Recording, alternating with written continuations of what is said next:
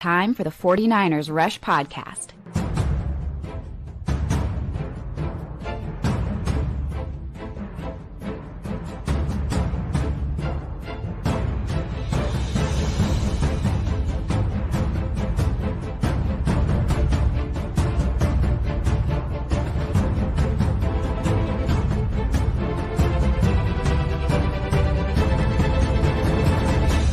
And here's your host, John Chapman.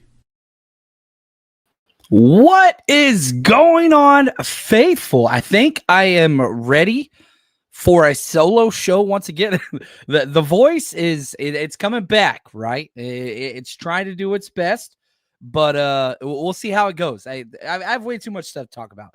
I've been grinding tape nonstop. I couldn't sleep last night, man. I just couldn't do it. The wifey's out of town. So what's that mean? That means I wake up at 4 o'clock in the morning and I'm like, dude, let's go watch the 49ers all 22.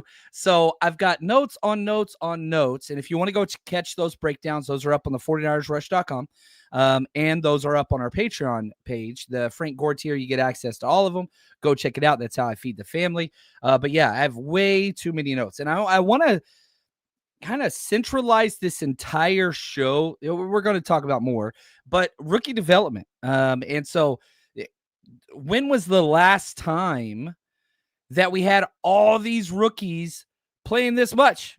Like, it hasn't ever happened in the Shedhead era. Really, not even back in 2017 when nobody knew who I was. But that was 1,512 shows ago. I guess 1,511 shows ago. This is episode 1,512 of the 49ers Rush Podcast. Have to say thank you to Corey Robbins, 49ers George, 365, and David Gill, our executive producers of the show. But yeah, we're going to be talking Fred Warner. Dude gets named NFC Player of the Week. We're going to talk about the rookie development of all the rookies that are getting snaps for the 49ers, which there are plenty. And I wanted to walk away because, yeah, 2-0, first place, whatever else. I'm a coach at the end of the day. That's kind of who I am. So I wanted to walk away with what would my coaching points be for every single rookie? What are there are a lot of positives. What are the things that you have to work on? So I want to go over that. I want to talk Robert Saleh defense, the good and the bad, because it's not always good. There are some issues, and I got some great questions from some listeners that I want to dive in to as well. So things are good. It's always great to be 2-0 and undefeated. There are not very many teams. The funny thing is the NFC West is undefeated against everybody except themselves. They only have one loss. One loss, and that was the 49ers playing the Seattle Seahawks. In fact, no other division in the NFL has more than one undefeated team, whereas the NFC West has not one, not two, but three. Three undefeated teams. Now, that's going to change this week, obviously, as the 49ers and 49ers and Cardinals play each other. I guess they could tie and technically be still undefeated, but that ain't happening. Thank you, Mike. Appreciate you, man. He says, time to go watch both. That defensive tape keeps getting more fun. Can't wait to see what Colin looks like in a month. Oh, my gosh, dude. I know I got a lot of flack, and I don't mind it. Like, I tell people, like, on Twitter and whatever, like, bookmark my stuff. Like, I say what I believe. Like, we've done 1,500-plus shows. Like, I'll put myself out there, and I kept telling everybody, like, trust me, Collins is going to be a guy. He's going to be a guy. He was who I wanted to pick. He's who I predicted them to pick in the second round. And it was just going to take time. Second week ain't even time. Like, dude's already starting to pay dividends. Appreciate Notorious. You are awesome. He says, juice that like button. I love it, man. I love it. I love it. You guys are awesome. Mosquito Killer, RTP.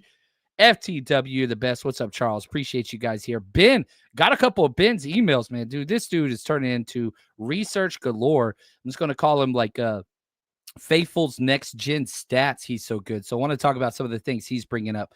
Oh, what's up, Kevin, man? It was so cool meeting the kiddo. Hopefully you had a good time out partying, man. Absolutely love it. Look at this. Darren, 808. Thanks for a great weekend in New Orleans. Let's go. Yeah, shout out to you and Jid. Always good times. Appreciate buying me drinks out there. You guys are the best. You are so kind. Yeah. Raven says, man, you and Lombardi are the only ones I wait for. Real and legit updates. Others 2 week advice. There's something out there for everybody. Something out there for everybody. Hopefully you guys enjoy those. Thank you, Tobias. Mike says, breakdowns are fire. Thank you. I'm smiling the whole time I'm doing these breakdowns because there's just so much goodness. In the past, last year with Sorensen, you see a bunch trips formation, bad things are about to happen. It's third down, bad things are going to happen. It's fourth quarter, bad things are going to happen. That's just the way that it was. And so now whenever you watch defensive tape and you're just like, this is so fun.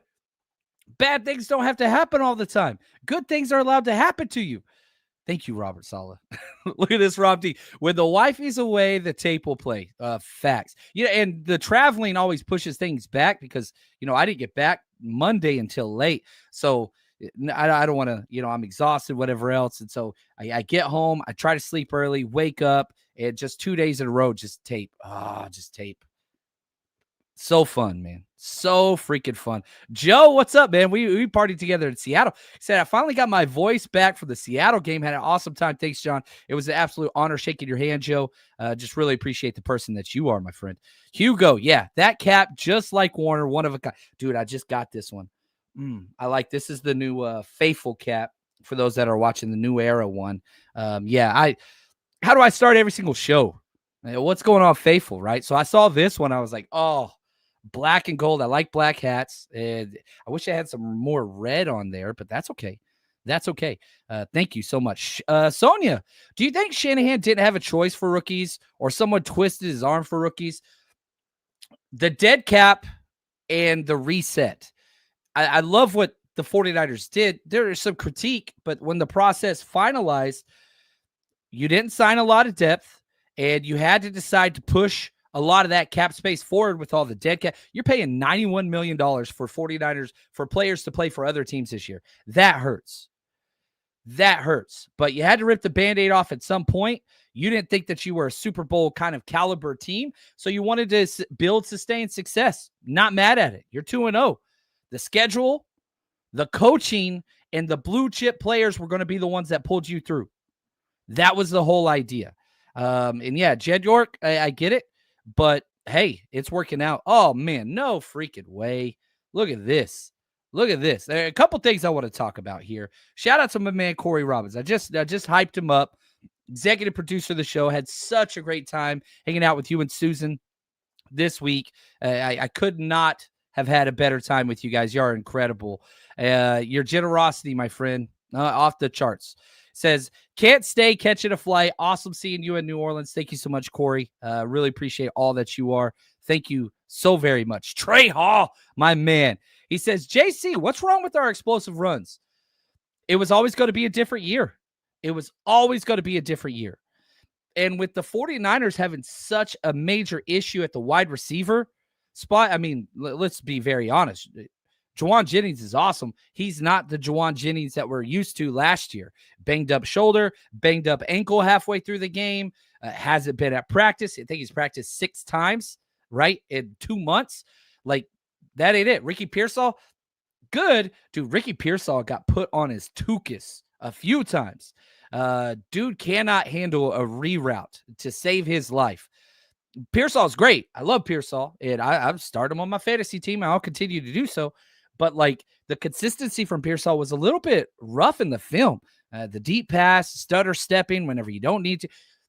There's a little bit of unsyncness between Ricky Pearsall and Mac Jones. And so, got to get on the same page there.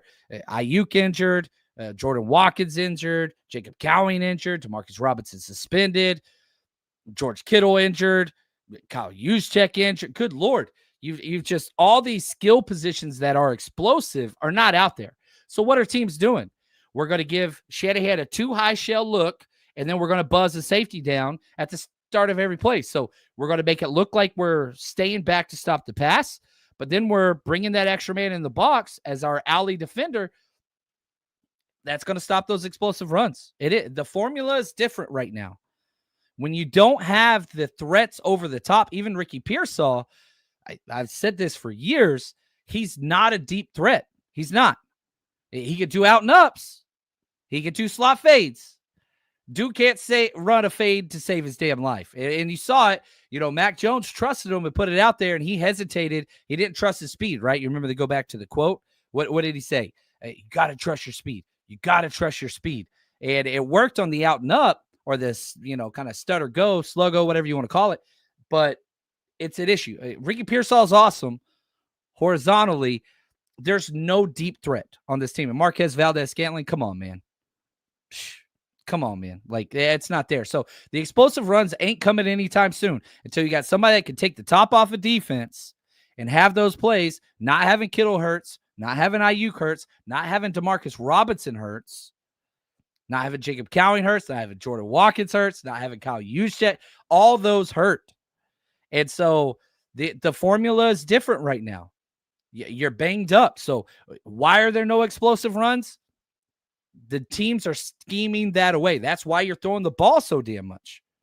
And you kind of got to, and you're going to have to continue to do so. That's just where it's going to be. I wish it wasn't the way, but that's what it is. Oh, John, appreciate you, man. Great to meet you Saturday, John. What a great thing you all put together. Dude, we had pretty damn close to 400 people there on Saturday, about 150, 200 there for the tailgate. Lots and lots of positives. I'm so thankful. But yeah, putting faces to the names and the screen names. Oh man, I just absolutely love it. Mike says Ant was stoked off Collins too. I'm telling you, dude is a baller, and I'm hoping he continues to improve. Oh, Kevin, man, appreciate it. He says, son did have a good time. Said he can't wait for the Houston trip. Yeah. Yes, that's what I'm talking about. It's all about those kiddos. I say kiddo. That dude's freaking, what are they, 6'4", freaking 250. He was looking down on me big time.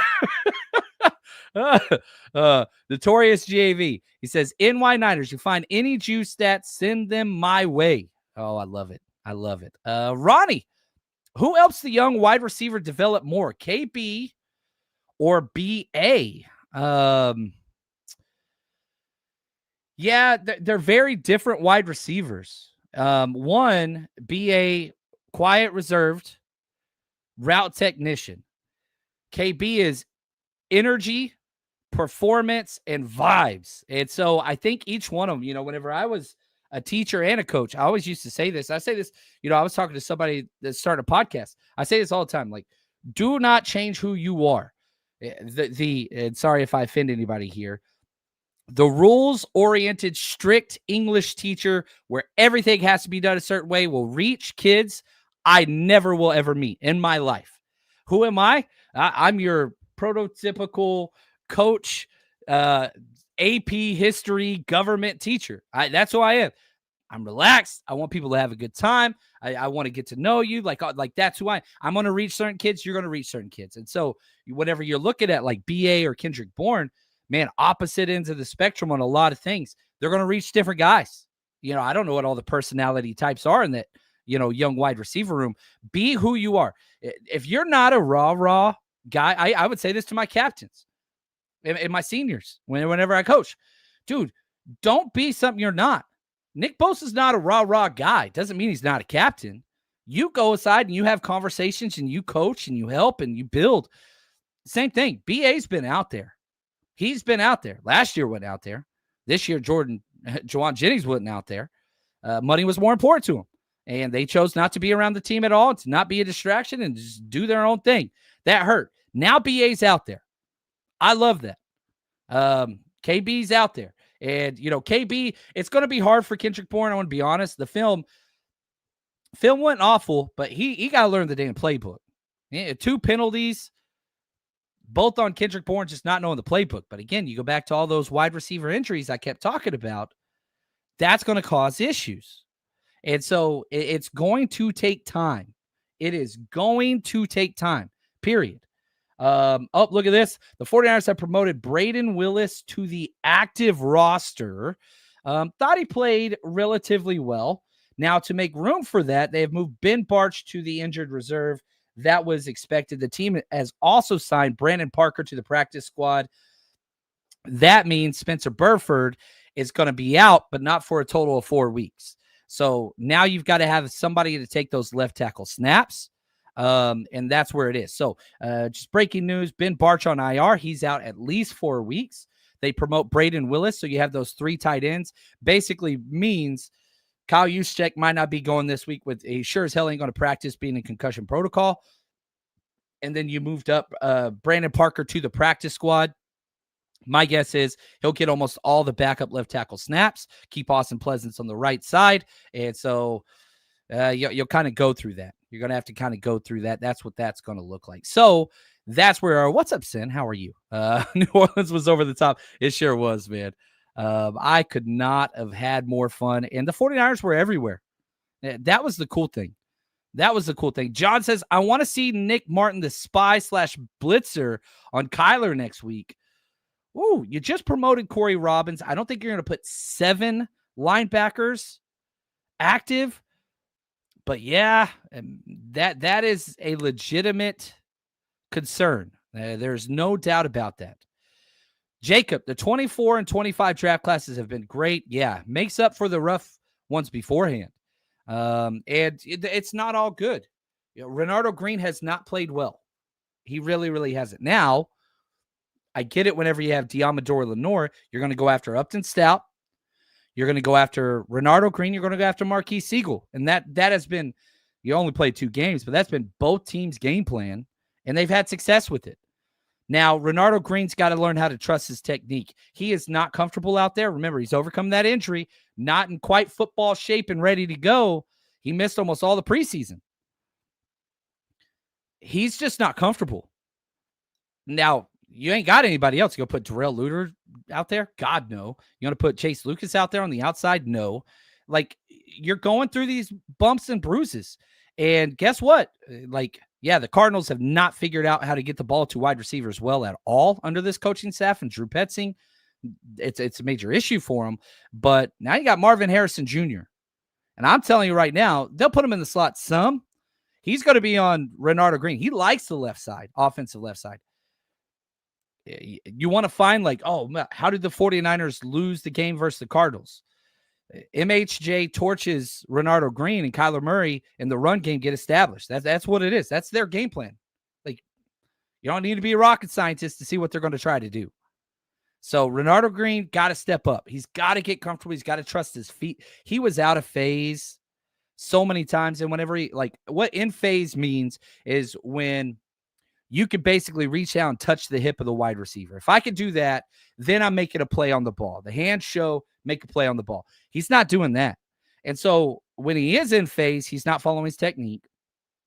When he is out of phase, it's because he's getting his feet outside of his frame way too often. And you coaching corners, is old Saban saying, when foot steps out of my frame once, I have to put another foot out of my frame twice to get my other foot back in. Now you're out of phase. Now you're out of position. And it just falls from there. I mean, there are a few plays where Renardo Green twisted the wrong way like 3 times on one play. A wide open Chris Olave in the end zone. Thank God he drops it. Renardo Green, I'm not, my concern level's not high for him, but back-to-back weeks, tape, not kind. And that's not going to change. Sticky, he says, Green was picked on relentlessly last year too. I'm not too worried as of now. I'm not either, and that's going to continue. Why would you throw it at Demo? Dude hasn't given up a touchdown since the NFC Championship game against the Lions. Yeah, that's where it is. Trey says, why do I have to be after the $99 chat? Man, Trey, I appreciate you. Don't worry about that. Just a number. You the freaking man, Trey. And I appreciate all you do. Yeah, Corey's a big time. That dude's no joke. So yeah, don't worry about that. Now let's I'm way behind on the chat. I'm not going to catch up on the chat. Oh, look at this. We got a new member. What's up, Joey? Welcome to the channel. Appreciate that, man. It means a lot. Appreciate all the support. Look at this. Joey says, great partying with you in New Orleans. Oh, I freaking love it. I freaking love it. I freaking love it. You guys are unbelievable. Just building the community, man. Faithful. That's what it says right here. Now, let's talk about Fred Warner. Let's talk about what he does, what he's accomplished in such a short time. And man, if you are a bettor, dude, those defensive player of the year odds ain't going to look better than they do right now. You know that one guy in the group chat who had a 5-leg parlay week 1 and just wouldn't shut up about it for the rest of the season? That could be you. My bookie makes it super easy to get into the action. College football, NFL, super contest, survivor pools, casino, blackjack, whatever it is you want, they got it. All the spreads, player props, and in-game lines you could want all under one roof. And if you're new to my bookie, use our code 49ers, 49ERS, up to $500 is fully covered. You make your play. Let's say it doesn't hit. You get all of it right back up to $500 when you opt in using your bet back bonus, and you get it back. It's just what it is. Comes with a one-time rollover if you use it. Now, no better time to jump in, no better place to play. Plus, we have all of our weekly bets and season bets up on our Patreon and the 49ersrush.com. So if you don't know how to get started, we've got it made for you. We show you what we bet. We show you what's out there, and we will cover that with you. It's going to be a good time. So football's back. Let's make some money with my bookie. Promo code 49ERS. Let's go. Look, I was talking about Fred Warner. Yeah, defensive play, NFC defensive player of the week, right? He's at plus 6,000 odds. Which means if you bet $10 for Fred Warner to win Defensive Player of the Year, you win 600. I am placing my bet as I talk to you. That's how easy that was. But I'm not saying do it because it usually goes to an end or a corner. Doesn't go to off-ball linebackers often, but I'm just saying, bet 10 to win 600. Fred Warner's the best player in football right now. Like, I don't care. Fred Warner's the best player in football right now. Can he stay healthy? He was on this pace last year for a month, and he crept up. He was like third best odds, and then fractured the ankle and was still a damn good player. But good gosh, man. So Fred Warner wins NFC Defensive Player of the Week. Mayoko said that's his 4th time doing this, double-digit tackles, had, the forced fumble, tackle for loss. Coverage is so good. So good. Yeah, I think it was the highest rated player on PFF for the entire week. For any team, offense, defense, had a 95.8 score. Dude is just off the charts awesome, man. So just want to say salute to Fred Warner, the Predator, the best of the best. He's the real deal. I don't know what else to say. He just elevates the play all around him. Now, let's talk about the young pups. And one of the things that was really funny on film as you're watching it, he just kept tapping the rookies on the head after the play, just like, it's good, Rook. It's good, Rook. It's good, Rook. Just over and over again. It didn't matter if it was Upton Stout. It didn't matter if it was Alfred Collins, CJ West, Mikael Williams. Just, hey, you're good. You're good. I like the Freddie Wooger.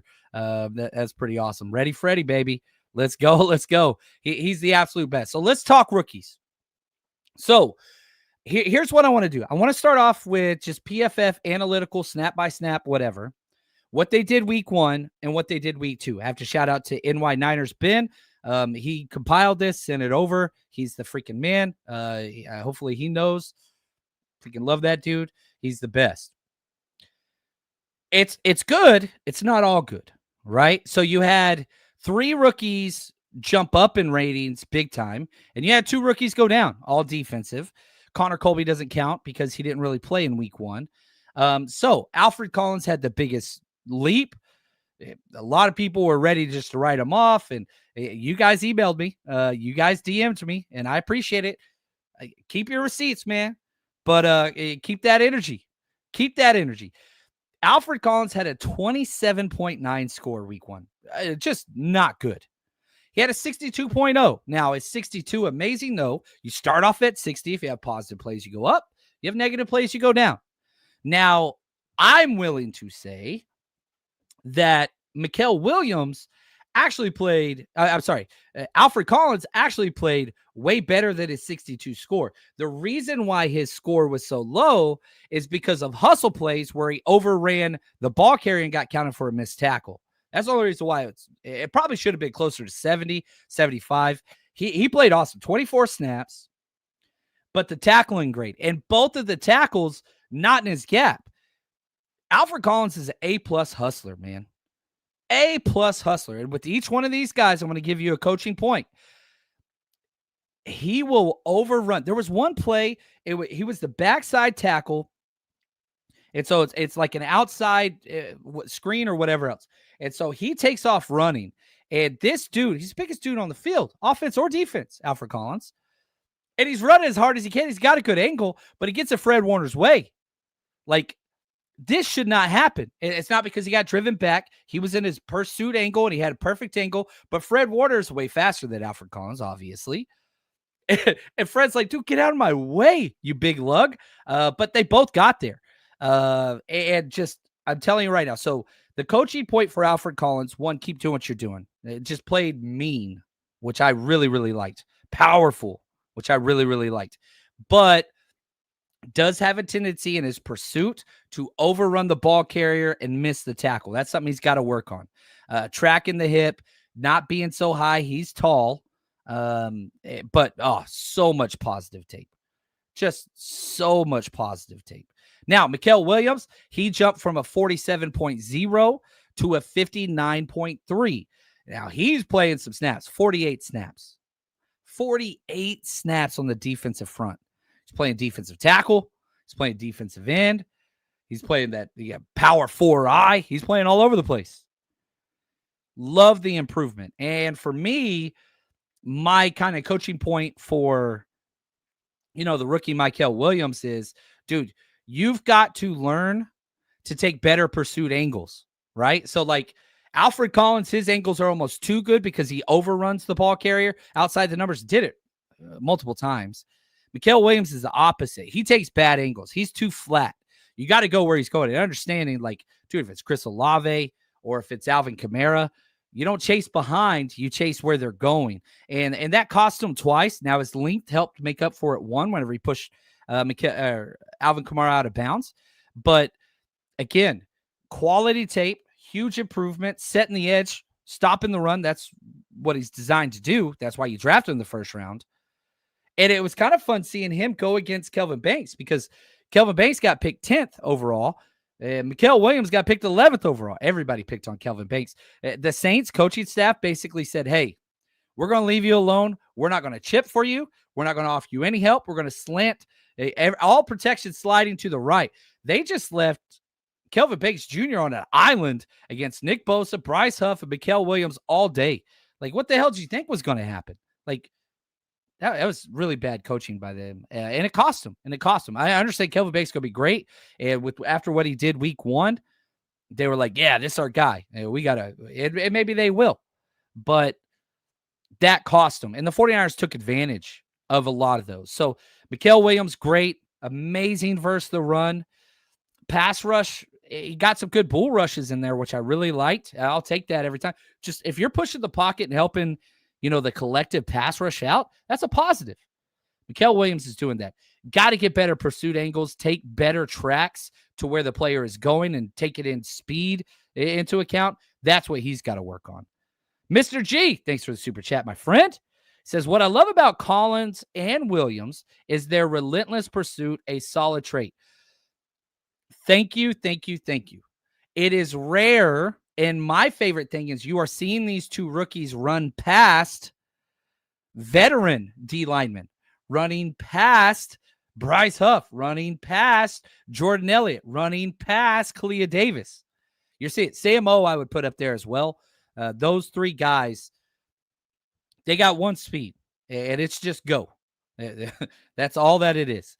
But I'm telling you right now, next time you watch the tape, watch 95. It is a beautiful thing seeing the biggest guy on the field out hustle linebackers and defensive ends. It is fun. I wish we coached the all-out effort more. Saul is notorious for it, but we do have a couple guys on that defensive side that are a little bit slackers in that area. The rookies are not one of them, and I'm a gigantic Samo fan. I don't think that he played great, but man, he sets the edge. Yeah, his grade. What was Samo at? He had a 46.5, not great. 28 snaps though. I want him staying right there. I want him staying in that kind of 20 to 30 snap rate and just spelling guys. I love Samo. He's so good for the locker room. The energy he plays with, awesome, just freaking awesome. Now, the last increase. Upton Stout, and this dude jumped from a 32.5 week one score to a 67.7, highest scoring rookie. He had the defensive rookie. Dude was off the charts, and he played a lot. Like you look up to how he played 56 snaps, man. Had 3 pressures. Dude, pass rush 4 times, had 3 pressures, had a sack. Now, the negative with Upton Stout, way too grabby. Very easily could have got a lot more, illegal contact downfield, defensive holding downfield, and his perimeter run game fits, especially in the screen game. And I know when people are like, wait a second, screen game, that's a pass play. Why are you talking run fits? So when you line up, the screen game counts as a run fit. That's a big issue. And his problem wasn't so much with his gap responsibility. It's the crack replace drill, which he struggled with, and so did Marquis Seagal. We'll talk about in a little bit. So if I'm a second tier or second level defender, right? I'm not a defensive lineman. If I'm playing that nickel role, right? And a lot of times in the 4-2-5 for Upton Stout, he'll take the backside B gap. That's his gap responsibility in the run game. The problem is if they crack the wide 9 underneath me, meaning you get an outside down block that the defensive end doesn't see coming from a wide receiver or a tight end, you got to crack replace. So once he gets cracked in, he goes inside. Now my gap has changed. Gap exchange still. Now I fit outside. Upton Stout struggled with that. But then if they double crack, which the Saints do, this is a Kellen Moore trait. So they crack the end. Now Upton Stout has to fit outside. But then another wide receiver comes and cracks down to Upton Stout. Now Marquis Seagal, I have to make the guy right in front of me. I got to fit outside there. He didn't do that. The run game fits need to be worked on with the rooks. They're not polished. And that showed up in the screen game a couple times. So that's where that's going to go. Right here. That was a bad call on Upton. It was tight coverage. It was. But, man, so, here's what happens. You're grabbing the drive before, and your coach and the wide receiver go to the guy on their side, who's the one that called it, by the way, and says, dude, 20's grabbing me 20 yards downfield. He's tugging my jersey. He's holding my, and so you got, hey, and then so those guys they go to the official and say, hey, we really need you to watch number 20. He is grabbing, he is holding well past 5 yards. Right? So now the side judge is paying attention. It wasn't even his damn call, by the way, but probably should have got called for it the drive before. It was kind of a makeup call. But that's going to happen when you're grabbing so much consistently. You're going to get one of those that you didn't deserve, right? You got caught for the thing you didn't do. You didn't get caught for what you did do. But it's going to take time. You know what I mean? And so, yeah, on that play, I think that was a bad flag. But I'm not going to complain too much about the official. I thought going through the tape, fairly good officiated game. And in fact, a couple of their holding calls were kind of ticky-tack too. So, no, game was officiated. You know what I mean? And so, I thought it was all right. Oh, what's up, JP? My man. He's hit me with the Hamilton. What did I miss? There we go. I like it. So, Upton Stout, great. He's going to continue to be tested. I just love how physical he is at the line of scrimmage. And again, smallest dude on the field. Don't care. Don't tell him that. Man, there was one play. It's a tackle. It was right before the half. The Saints get the ball back, I think, with 6 seconds left before the half. And I'm like, man, why aren't they kneeling it? They put in Keandre Miller, who's a big play, explosive back. And they're like, let's just give him a run, see what happens. Fred Warner fills the backside A gap perfectly, gets there. But Upton Stout, Fred Warner got there first. But one of my favorite things about him at Western Kentucky, and watch him, he did this against Alabama too. When Upton Stout comes in to fill a gap, I don't care if he's 170 pounds. He brings his feet. A lot of guys dive and wrap up and pull, right? No. You're supposed to drive through the tackle. And Upton Stout made an exclamation point hit on a guy that weighs probably 20 pounds, 30 pounds more than him, and just ran through his damn face. Oh, it didn't matter in the game, but it mattered to me. And it mattered to Upton because he was jacked ready to go. Oh, yeah. Thomas, he says, yeah, Upton is young.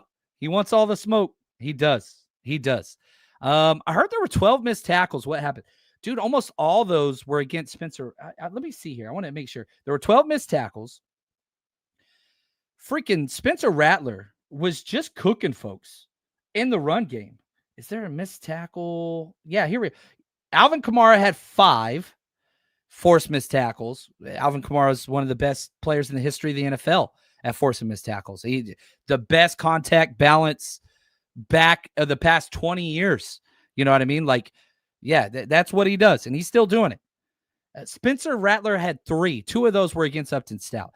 Upton Stout got embarrassed a little bit by Upton Stout running the ball on a few of those plays. There was one play where, Spencer Rattler made 2 different people miss. Keandre Miller had 1, so that's 9. And then you get into the passing. Let me see the receiving.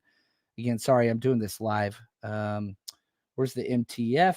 We got it over here somewhere, don't we? It's all the way on the edge. There it is. Yeah. Jawan Johnson had 1. Yeah, he ran through us, and Alvin Kamara had another one. So, yeah, the missed tackles were a little bit of an issue. But you only had 3 week 1. 12's not awful. It's not good. 12 would have been great for last year. Nick Sorensen, if you could tell Nick Sorensen, too, we only had 12 missed tackles. Dude, I'm telling you, man, he'd be the happiest man alive, but he's a terrible coach. Terrible coordinator. Not a terrible coach. Terrible coordinator. But, yeah, so that's kind of where that is. And so missed tackles, not overly concerned, but you are playing a team this week in the Arizona Cardinals who specialize in missed tackle. James Connors ran through the 49ers time and time again. Kyler Murray, probably the second or third, definitely top 3 hardest quarterbacks just to get your hands on. So tackling is going to be a priority all week. Has to be. And D. Winters, who that dude's playing out of his damn mind. He whiffed on Rattler too. Big time, he whiffed on him one time, and Etur Gross-Matos making a hustle play, which is not an Etur Gross-Matos thing. He was one of the guys I was talking about. You'll see players run past a lot, but Etur Gross-Matos making a high effort play, and he knocks D. Winters off of Spencer Rattler for that first down. Let's be honest. Robert Saleh's history against mobile quarterbacks, that's a question. That has been a question. That's been an issue. So we'll have to see what that is. Now, let's talk about the 2 rookies who did not ascend. Their playing time went down, and so did their grades. CJ West was a 58.1 grade first week, and then a 50.5. And really, I didn't think he played bad. He just didn't play much. Like, CJ West played 13 snaps. He was better in the pass rush than he was against the run. He had 9 pass rush snaps, 4 run game snaps, and that's why his grade was so low. He got washed down against the down block. So a down block is, let's say I'm lined up right here. This is my gap, okay? I'm lined up in a 3 technique, which means I'm in the B gap, okay? You have your center to guard is the A gap. From your guard to your tackle is the B gap, okay? So I'm lined up in a 3 technique, outside shade of the guard in front of me. I'm responsible for the B gap. Well, what they would do a lot of times is called pin pull. Very common, where the tackle, I'm lined up on the guard, I'm reading the guard, but the tackle blocks down. So the guard and tackle both block down, and he just got washed out. And so he gets driven 5+ yards horizontally, not down the field. But now that gap is huge.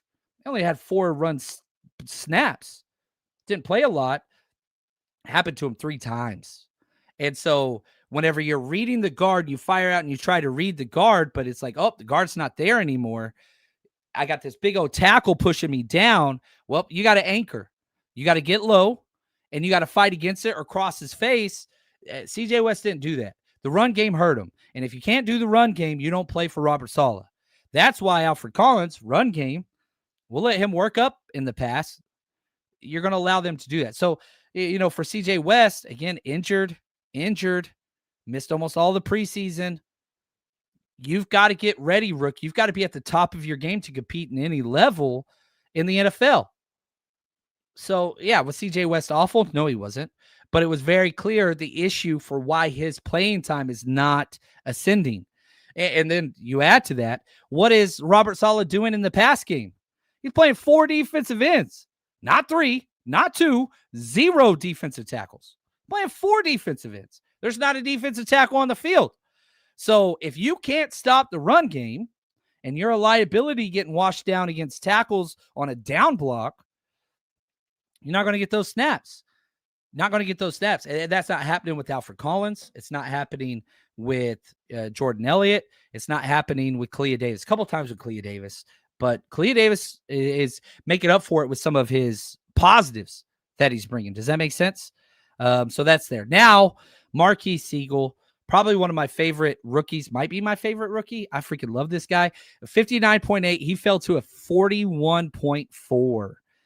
Penalties, gave up that touchdown play. But I'll say this, and, the age-old adage, tape's never as good or as bad as you think it's going to be. I've said it so many times in my life. What's up, David Gill, man? Dude, we are just being hit with Hall of Famers all through here. So pumped. Thank you, David. We were just talking about you. You're the freaking man. Look, Marquis Seagal, he's where he needs to be. He's just not making plays.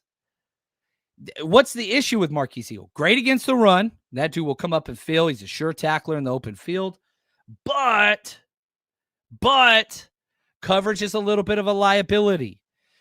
Well, he's getting to the right drops. There was one play, and it won't show up on any highlight reel, whatever else. We're doing a cover 3, right? So it looks like quarters, and then he buzzes down. So he goes down and kind of fills that underneath hooked curl zone. And so then we drop into a cover 3. He buzzes down, and there's nobody in his area. So he gets his eyes to the quarterback, and then you open up to the inside, and you're looking for that intermediate route crosser to help, right? It was clinic tape.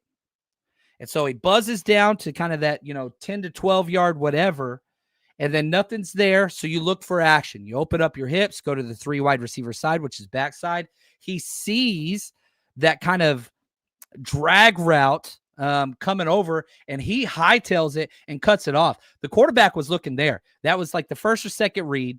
Spencer Rattler's reading it, sees him, then has to move off of his thing, goes elsewhere. I don't remember what happened as the result of the play. But, you see the light is on for Marquis Seagal. He is where he's supposed to be, even in the plays he gave up, even in the penalty. He's playing, and he's turning and playing the ball when he's in phase, like a corner. Remember, this dude played corner at Kansas State. So, you're starting to see Renardo Green's not doing that, right? This dude's doing it as a safety. He's just not making plays. He's just not making plays. So he's in position. He's getting his reads. He's getting his drops. He's following the right route concepts. He's not having busted coverages. It's just teams aren't scared of him. So he's putting a lot of those pieces together. The development, the score doesn't reflect this, but I'm telling you, just watching the tape, Marquis Seagal is understanding the lights are turning on. It's there. It is there. So I have a lot more optimism for Marquis Seagal than this score reflects. Oh, yeah. He's and this next game is a Marquis Seagal game, the Arizona Cardinals. This is why you start Marquis Seagal week 1. Because of what he could do in the run game against a physical run style team. Because of what he could do against Kyler Murray. Because of what he could do against James Conner. Because of what he could do against Trey Benson, right? That's why you start Marquis Seagal. You don't start Marquis Seagal because he's going to be guarding, Chris Olave or Jawan Johnson. That's not why you do it. Yeah, it's going to happen sometime with the motions going from 3-1 to a 2-2 on the other side. You could, it's going to happen because you have to check and rotate your safeties down. It's not what you want to do. You'd rather have Jason Pinnock on the tight ends. But the reason why you start Marquis Seagal and you stay with them is because of games like the Cardinals this week, these strong run games. That's where he's going to show up. That's where he's going to show up. So yeah, there's our rookies. We got some comments. I want to talk about Juwan Jennings. Thank you, Joseph. And I want to talk a little bit more Robert Saleh defense, what the good and the bad are. We got some really good questions. this week through email and through DMs. And I want to talk a little bit more scheme, if that's okay. Right after this. 49ers Rush Road Trip is going into its 6th year with over 40 events at road games. If you are traveling to see the 49ers play this year, you got to come party with us. And on top of that, we give games, trivia, giveaways. We've partnered with TickPick this year. All you have to do is search 49ers Rush on any of the TickPick sites, apps, you name it. And on top of all of that, best dressed, giveaways, autographed jerseys, kids are always included, and get in for free with a ticketed adult. And a lot of times for select cities, we will have 49ers legends come out and you get to meet and greet them and get an autograph. Navarro Bowman, Frank Gore, Patrick Willis, Fred Warner are all players that we have worked with in the past. And trust me, if you want to build the 49ers community, you're traveling by yourself, we got you covered. 49ersRushRoadTrip.com.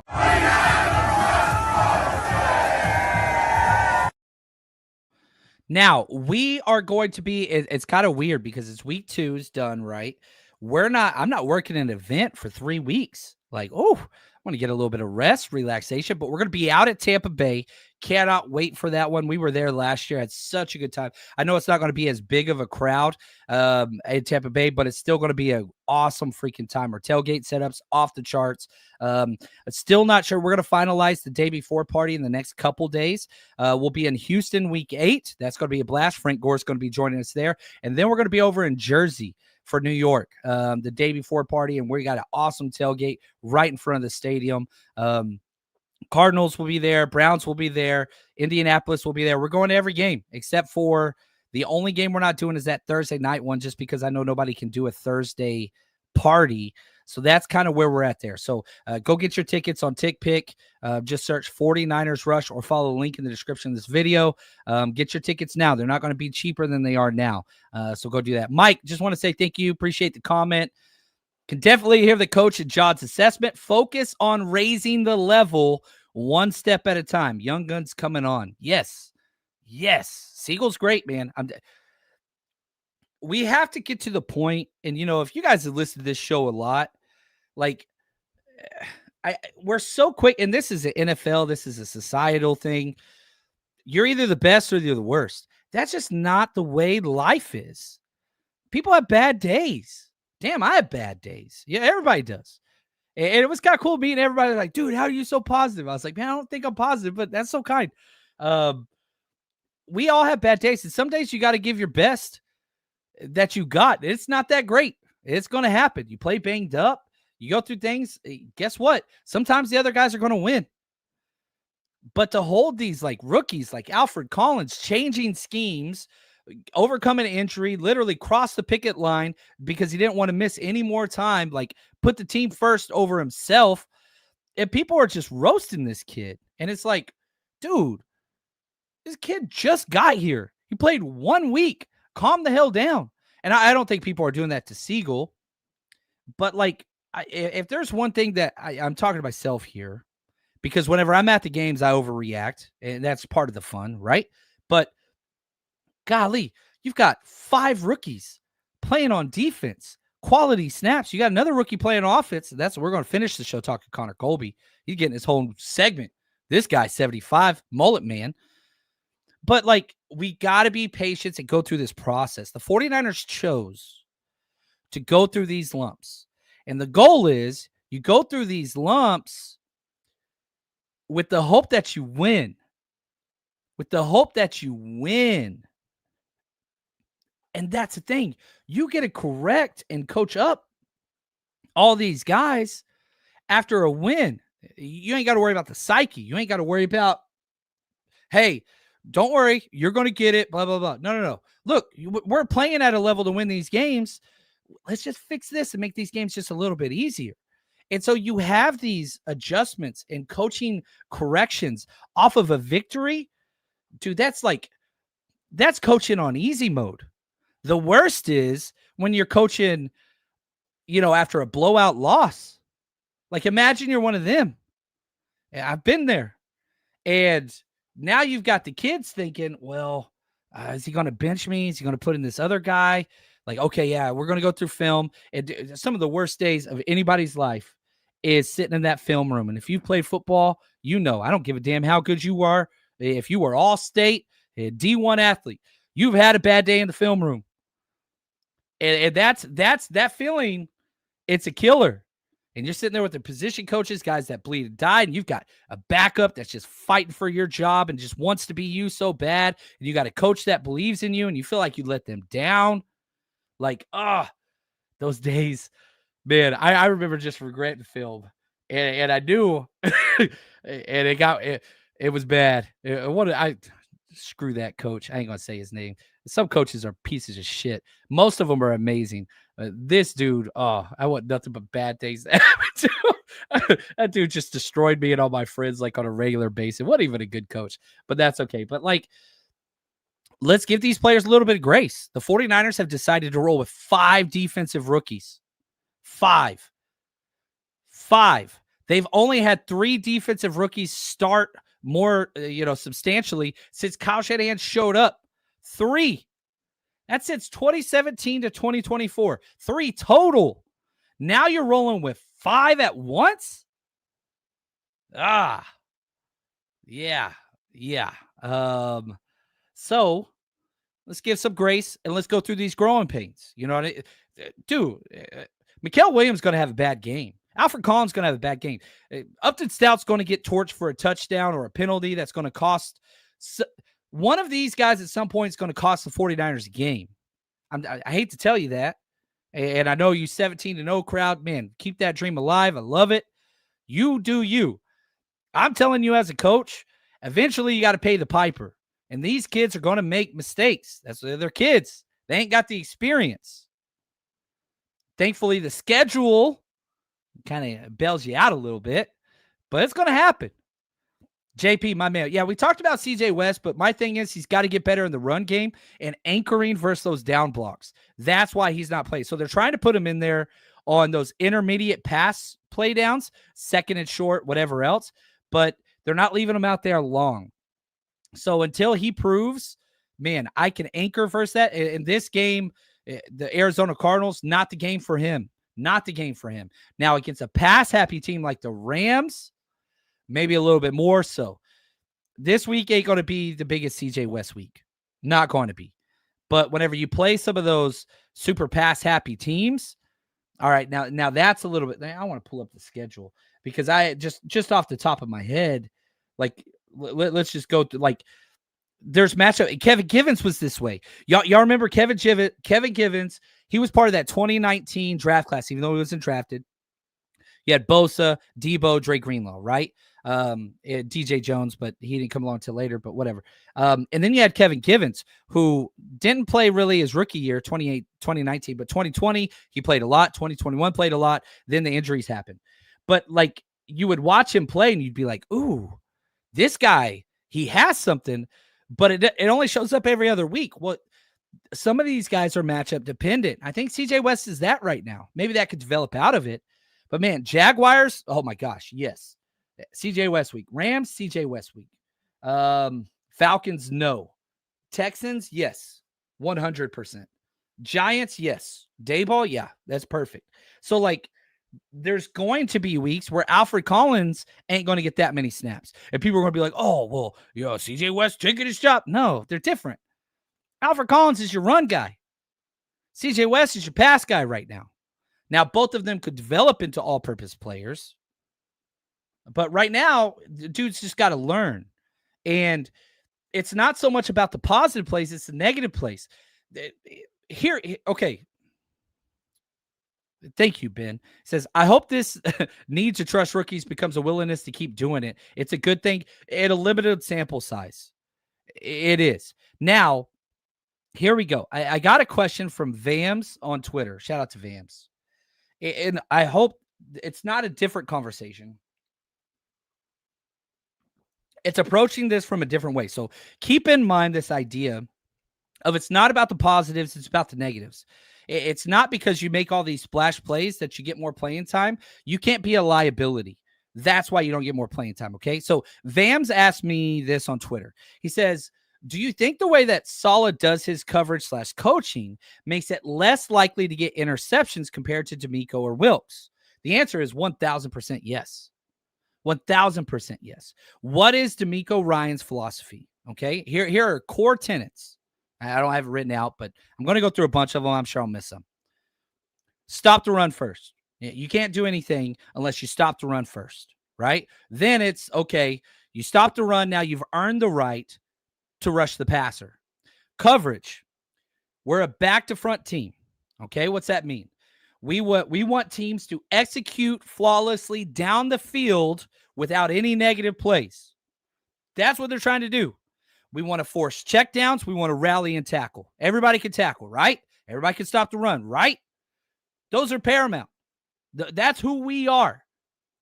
Robert Saleh doesn't really go after the ball hawks. He doesn't run a bunch of robber coverages. He doesn't do cover zero, literally defeating cover man, almost deleted it completely with what he's trying to do. There has never been a time in Robert Saleh's career where the team has been a top 5 interception team, ever. And that's even the 2019 49ers, which was a freaking beast. No. That's not what he's trying to do. He's not a gamble. Wilkes, gamble, right? That dude. Yeah, that's why him and Kyle never got along. Because, dude, yeah, let's go after it. Like, you talk about the Minnesota Vikings, Brian Flores, DC, completely, like, there's a spectrum, right? And on one side, you have Vic Fangio and Robert Saleh, where it's like Brandon Staley, shell coverage, check down, force them to go on 10-play drives with no penalties, no sacks, no tackle for losses. Can they do that 5 times a game? Then they deserve to win. That's Fangio, Shell, Brandon Staley, Robert Saleh, and it's different schemes and even fronts, odd fronts, different. I don't give a damn. The coverage philosophy is the same. On the opposite side, Brian Flores is a mad hatter. Go ahead, get your 70-yard touchdown. I'm going to hit your quarterback 10 times this game. Steve Wilkes, cover zero, go get him. So, Steve Wilkes led the NFL in turnovers the year he's with us. We led the NFL. Robert Saleh's never even been in the top 5, and in fact, the Jets had their best year when they fired Robert Saleh. It's just not that turnovers aren't a priority. It's we're limiting MAs, missed assignments. We're limiting mistakes. We're going to say, Spencer Rattler, can you go 10 plays and score points 5 times against us? If you can, you win. Congratulations. We don't think you can.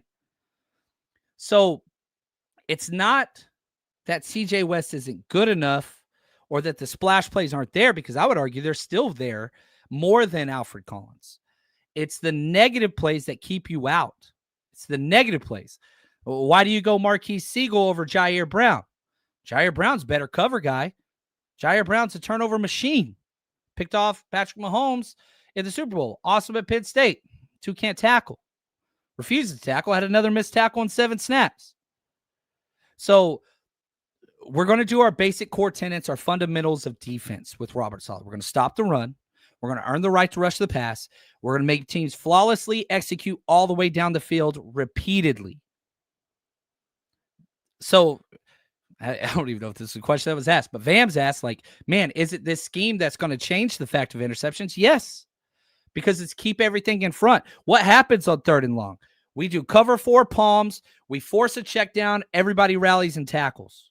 Everybody goes crazy because D. Winters or Fred Warner makes a great play. That's what that is. And so I think that's where we're going to stay. I really, really do. I've been way off the chat. Matthew, my man, he says, youngsters doing well overall. It's a week-by-week situation. Yes, 100%. Howdy, focus on the strengths of the rookies until the weaknesses can become a strength. You're seeing that with Alfred Collins. You're seeing that. 100%. I like that.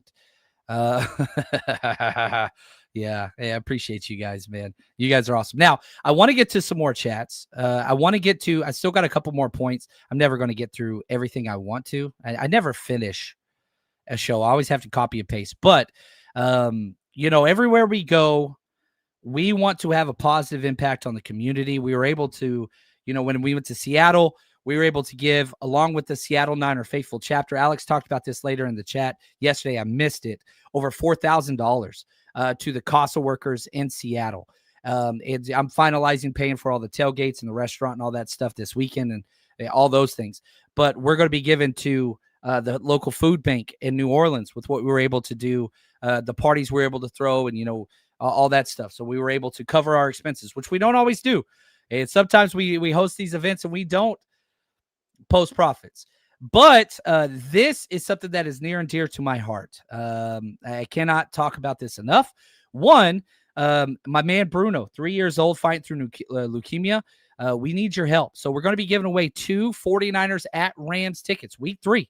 And we're giving away the tickets in 1 week, 8 days. September 25th, live on air, 10 a.m. for the Coach Pro Show next Thursday with Ant. You get 2 tickets to SoFi, Levi South, section 236, with a pink tailgate parking pass. It's over $1,500 right now on TickPick. These are great seats. SoFi, if you've never been there, go check it out. One of the best stadiums out there.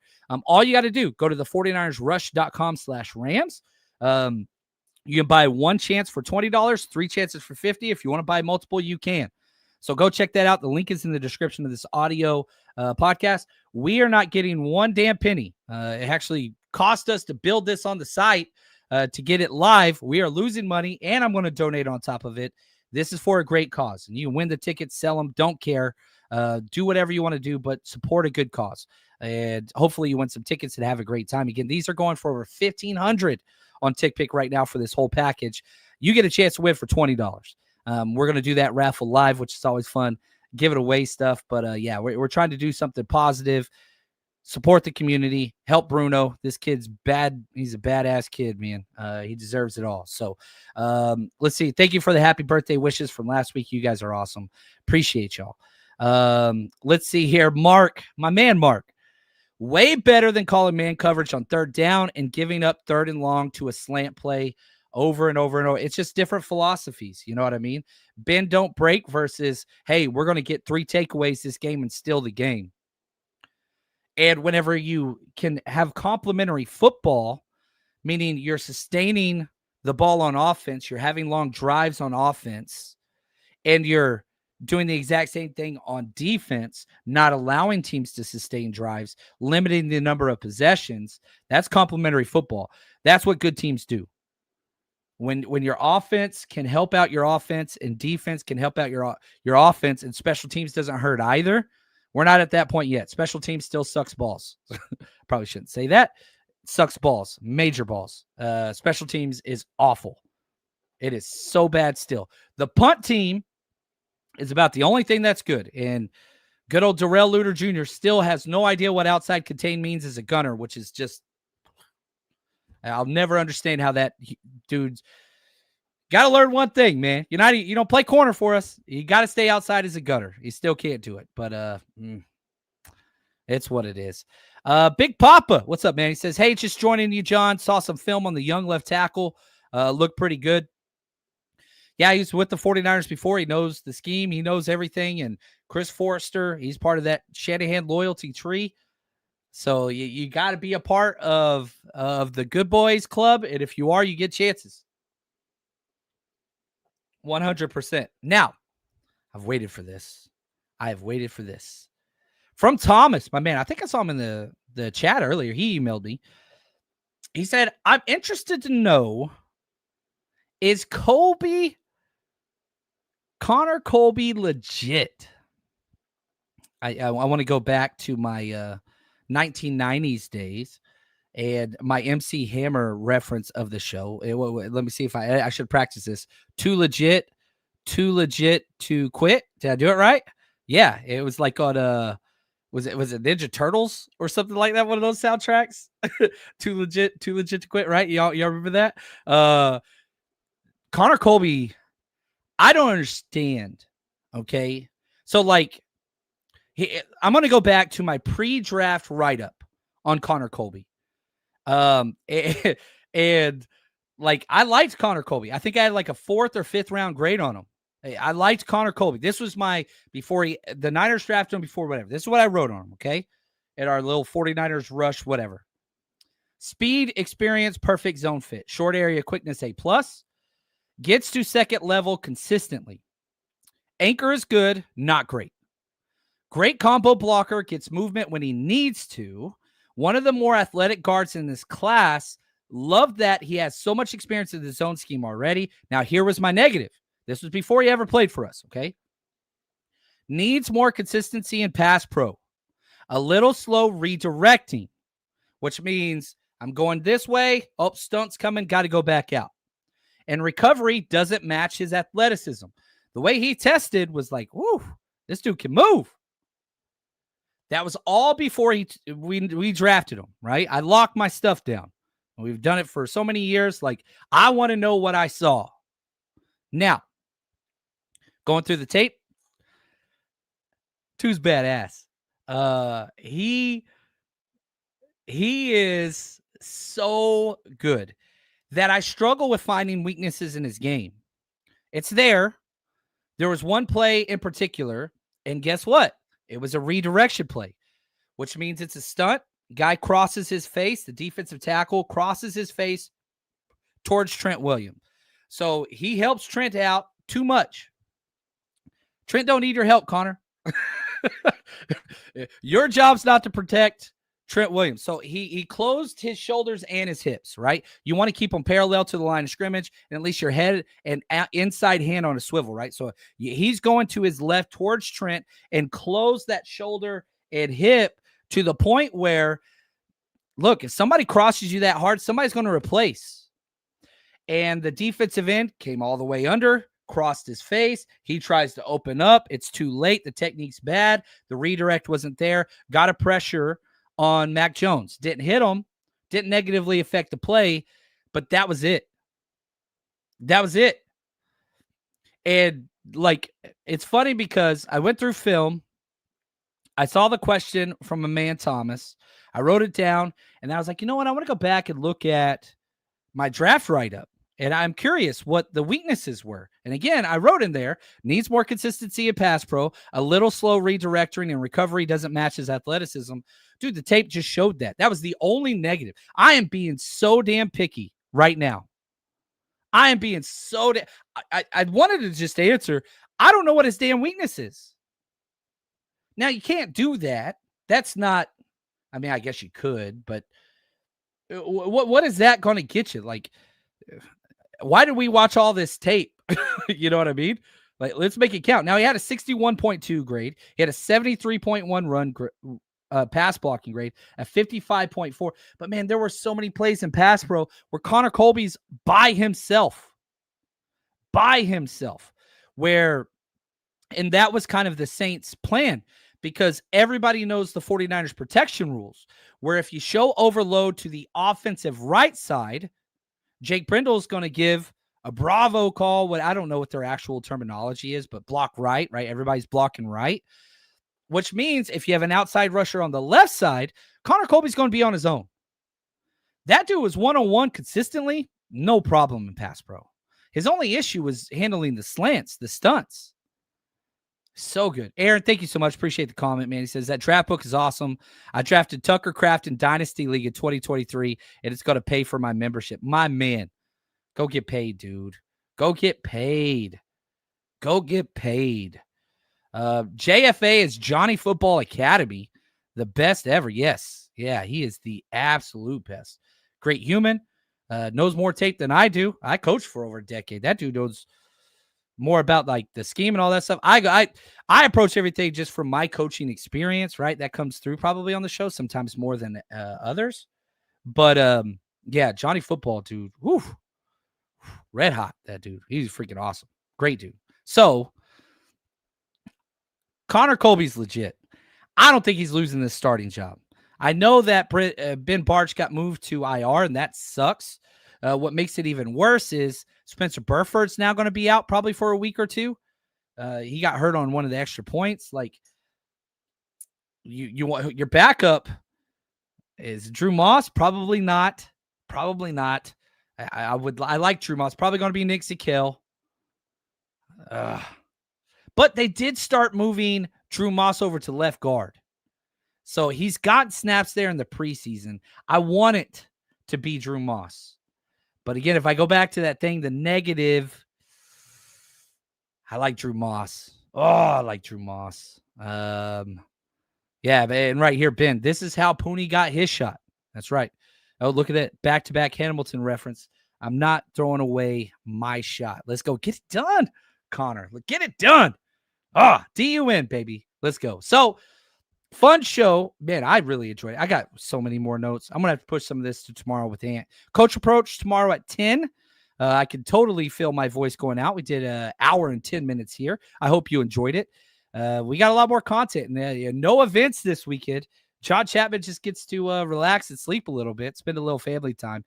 You guys are the absolute best. I'm so thankful for this opportunity. Thank you for spending your time with me. It's not lost on me that you chose to spend your time with us in the 49ers Rush program. And just want to say thank you. We are forever indebted to you. And if you ever want anything, please reach out. I finally got through all my emails from the last 2 trips. I apologize if I did not get back to you in sufficient time. But now I'm caught up. 49ers Rush Podcast at gmail.com. You let me know. And until next time, you guys are unbelievable. And as always, look at the hat. Stay strong, faithful.